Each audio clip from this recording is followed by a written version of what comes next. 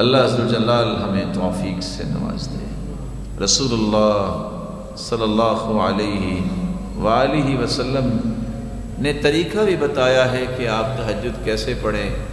شاید کہ دہرانے سے ہمیں یاد آ جائے، آپ کو علم ہی ہوگا، لیکن چند آداب جو اللہ کے رسول نے بیان کیے ہیں، کیونکہ کچھ لوگ کہتے ہیں جی کوشش تو کرتا ہوں اٹھا ہی نہیں جاتا، کچھ لوگ کہتے ہیں جی اٹھ تو جاتا ہوں بس ہمت نہیں پڑتی، کیوں جی ایسا ہوتا ہے؟ کچھ لوگ کہتے ہیں بس گھنٹی لگائی تھی، الارم تو بجا لیکن بات نہیں بنی، بس اٹھ کے بیٹھتا ہوں پھر سو جاتا ہوں۔ دوسرا کہتا ہے وضو کر کے آیا تو جی چاہ جو تھوڑا سا سو جاؤں تو پتہ چلا کہ فرض نماز بھی گزر گئی۔ یہ مختلف سوالات بتاتے ہیں کہ اللہ کے رسول کا طریقہ ان کو آ جائے تو ان کے مسائل حل ہو سکتے ہیں۔ طریقہ کیا ہے؟ میرے ساتھ رہیں گے انشاءاللہ، کر دیں بیان؟ لگتا ہے تھک گئے ہیں، کوئی ہے میں اس کو دبا دوں جو تھکا ہوا ہے؟ آپ میرے ساتھ ہیں انشاءاللہ؟ اگر کوئی سچی تمنا رکھتا ہے کہ وہ تہجد پڑھے تو اس کے لیے پہلا کام یہ ہے کہ وہ رات کو سنت کے مطابق جلدی سو جائے۔ 4 لوگوں کو اجازت ہے، وہ اجازت وہ استعمال کر سکتے ہیں۔ علم والے لیٹ ہو سکتے ہیں، اللہ کے رسول صلی اللہ علیہ وسلم کے صحابہ بھی سیکھتے تھے، اور امام احمد بن حنبل وہ رات ساری ایک دوسرے سے علمی مذاکرہ کرتے رہتے، اور سیدنا ابو ہریرہ رات کا ایک پورا حصہ صرف حدیثیں یاد کرنے میں گزارتے۔ اجازت امت کے لیے اگر آپ نے کچھ سوچ بنانی ہے کہ امت کیسے بلند ہو سکتی ہے تو آپ لیٹ ہو سکتے ہیں، کیونکہ اللہ کے رسول بھی اور سیدنا ابوبکر بھی آپس میں مشورہ کرتے، رات لیٹ تک اور گئے تک یہ باتیں ہوتی رہتی۔ جائز؟ اگر آپ کے پاس کوئی مہمان آ گیا ہے تو اس کی خاطر تواضع کرنے کے لیے آپ لیٹ ہو سکتے ہیں کہ وہ آیا ہے، پریشان نہ ہو، اس کو کھانا کھلا کے اس کو لٹا کے آپ اسے بن تطیب خاطر المرأة۔ اور چوتھی اجازت یہ ہے کہ زوجین جو ہے وہ لیٹ ہو سکتے ہیں۔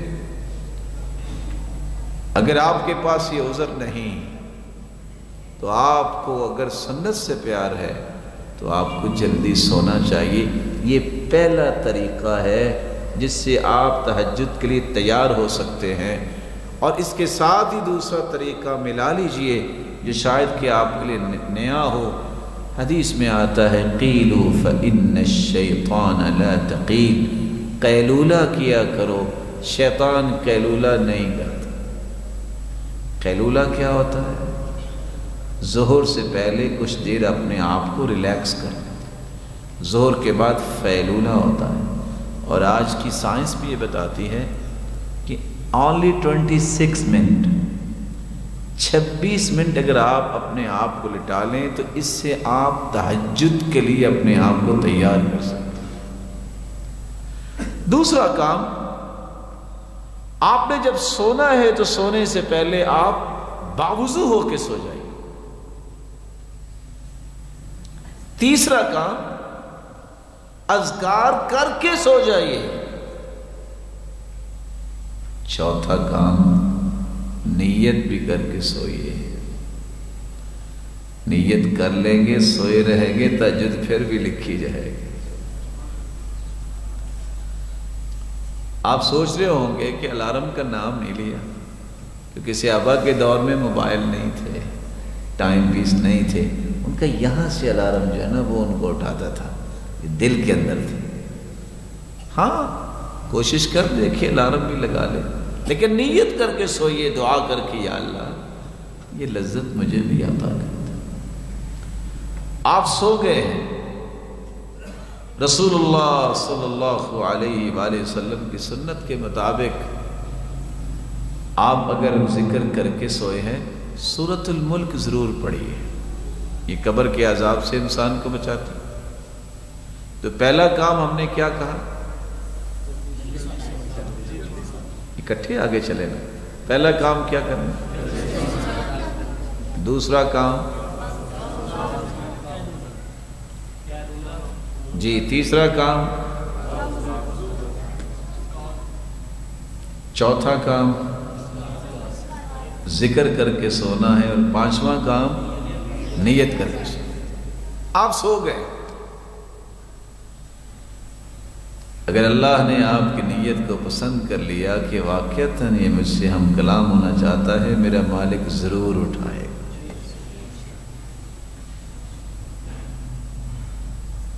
دل کی جو کیفیت ہوتی ہے نا، فیصلے اس پہ ہوتے ہیں۔ آپ اٹھے ہیں،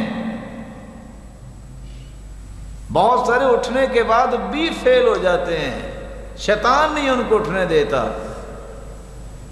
آپ صلی اللہ علیہ وسلم نے چھٹا ایک کام کیا ہے کہ جب آپ صلی اللہ علیہ وسلم اٹھتے تو عبداللہ بن عباس کہتے ہیں استيقظ النبی فجعل يمسح النوم عن وجهه بيده۔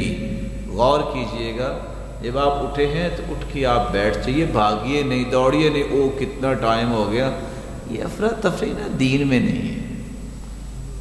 بڑے آرام سے، تحمل سے، سکون سے، وقار سے، ہم کس کے لیے اٹھے ہیں؟ آپ اٹھ کے بیٹھیے، الحمدللہ الذی احیانا بعدما اماتنا والیہ النشور، الحمدللہ الذی رد علی روحی وعافانی فی جسدی واذن لی بذکری۔ دعائیں پڑھی ہیں اور اوپر سے آنکھیں بند ہوں گی۔ آپ سنت کے مطابق کیا کریں، دونوں ہاتھوں سے 3 مرتبہ اپنے چہرے پہ لگائیں تاکہ نیند دور ہو جائے۔ ہم تو کیا کرتے ہیں نا، ٹائم دیکھو، وہ بڑا ٹائم پہ آئے پھر سو گئے۔ شکر کریں یہ ٹائم پہ اللہ نے آپ کو اٹھا دیا۔ تو چھٹا کام کیا کرنا ہے، اٹھتے وقت بھی آپ کو دعا پڑھنی چاہیے، اللہ تیری ہی تعریف ہے جس نے دوبارہ مجھے صحیح سلامت زندہ کر دیا۔ کیونکہ ہم رات سوتے ہوئے دعا پڑھتے ہیں اللہم بسمک، یہ نہیں کہتے ہم انام و استیقظ، میں اللہ کے نام پہ سوتا ہوں اور اٹھوں گا، اموت و احیا، میں اللہ کے نام پہ ہی مرتا ہوں اور زندہ کیا جاؤں۔ یہ غور کیجئے، نیند بھی جو نا الموتۃ الصغریٰ، یہ چھوٹی موت ہوتی ہے۔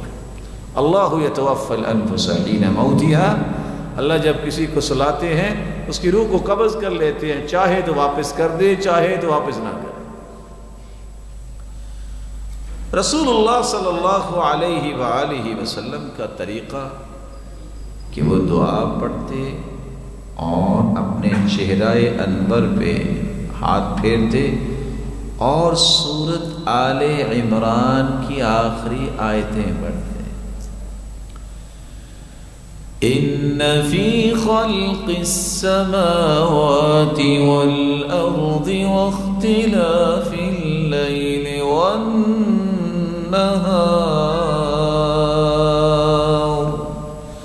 لآیات لأولی الالباب۔ 10 آیتیں سورہ آل عمران کی وہ پڑھتے۔ 7واں کام، رسول اللہ صلی اللہ علیہ وسلم آدھا کام رات کرتے وقت اور آدھا اٹھ کے کرتے۔ رات سوتے وقت کیا کرتے، سیدہ عائشہ مومنوں کی ماں مسواک تیار کر کے تکیے کے پاس رکھ دیتی، کان لا ینام الا والسواک عند رأسی، اللہ کے رسول کبھی بھی نہیں سوئے، مسواک پہلے تیار پڑی ہوتی تھی۔ آج مسواک کی جگہ پہ ریموٹ پڑا ہوتا ہے، یا گلیکسی یا آئی فون پڑا ہوتا ہے، اور کب پڑا ہوتا ہے، فیس بک دیکھتے دیکھتے پتہ نہیں کب نیند آ گئی، اسی طرح پڑا ہے۔ وہاں تہجدیں نہیں آتی، وہاں شیطانوں کا غلبہ ہوتا ہے۔ جنہوں نے اللہ کے قریب ہونا ہوتا ہے وہ اللہ کے رسول کی زندگی کو فالو کر رہے ہوتے ہیں۔ مسواک پڑھیے، اور آپ اٹھتے ہی اپنے چہرے پہ ہاتھ پھیرنے کے بعد، آیتیں پڑھنے کے بعد پہلا کام مسواک کرتے ہیں۔ نیند کی رہی صحیح کسر بھی نکل جاتی ہے، ختم نیند، کہاں سے آئی کہاں گئی کچھ پتہ نہیں، تر و تازہ اٹھا۔ رسول اللہ صلی اللہ علیہ وسلم نے فرمایا تھا طیبوا افواہکم فانہا طرق القرآن، اپنے منہوں کو صاف ستھرا رکھا کرو، یہ قرآن کے راستے ہیں۔ آپ حیران ہوں گے یہ حدیث سن کے، فرشتوں کی کوئی خوراک نہیں، لیکن بندہ جب مسواک کر کے کھڑا ہو جاتا ہے تو فرشتہ جو ہے وہ پہلے چکر لگاتا ہے، مسواک کی ہوئی ہے قریب ہو جاتا ہے، یہاں تک کہ اپنے ہونٹ پڑھنے والے کے ہونٹوں پہ رکھ دیتا ہے۔ جو قرآن کی تلاوت کرتا ہے کرنے والا، وہ فرشتے کی خوراک بن جاتا ہے۔ لیکن اگر اس نے مسواک نہ کی ہو تو وہ قریب نہیں آتا، پیچھے رہتا ہے۔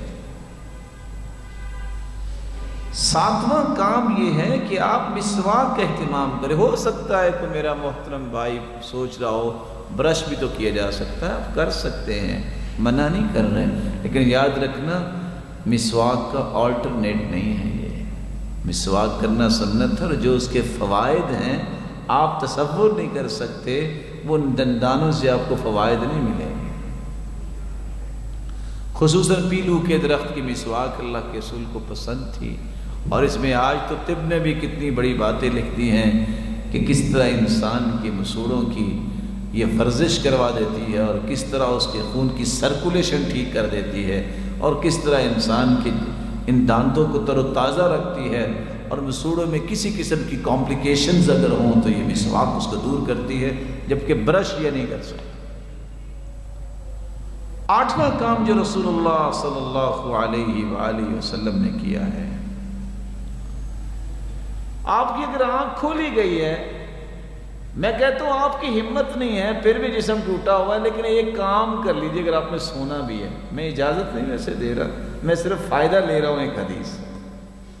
آپ کی آنکھ کھلی، آپ صرف اتنا کہہ دیں سبحان اللہ والحمد للہ ولا الہ الا اللہ واللہ اکبر ولا حول ولا قوت الا باللہ، یہ 5 کلمے کہہ کے جو من میں آئے دعا کر دینا، اللہ وہ پوری کر دے گا۔ لیکن میں آپ سے گزارش کروں گا، دعا کرنی ہے تو یہ کرنا ہے، یا اللہ میرے والدین کو جنت الفردوس عطا کر، اللہ ان کو صحت دے دے، اللہ مجھے ہدایت پہ رکھنا، اللہ میری اولاد کو نیک بنانا۔ اس سے بڑی کوئی دعا نہیں ہے۔ جب یہ ہو گئے نا تینوں کام، باقی ساری چیزیں آ جائیں۔ اللہ اپنا تقرب عطا فرمانا، اپنے سے دور نہ کرنا، جو بھی آپ دعا کریں گے اللہ رد نہیں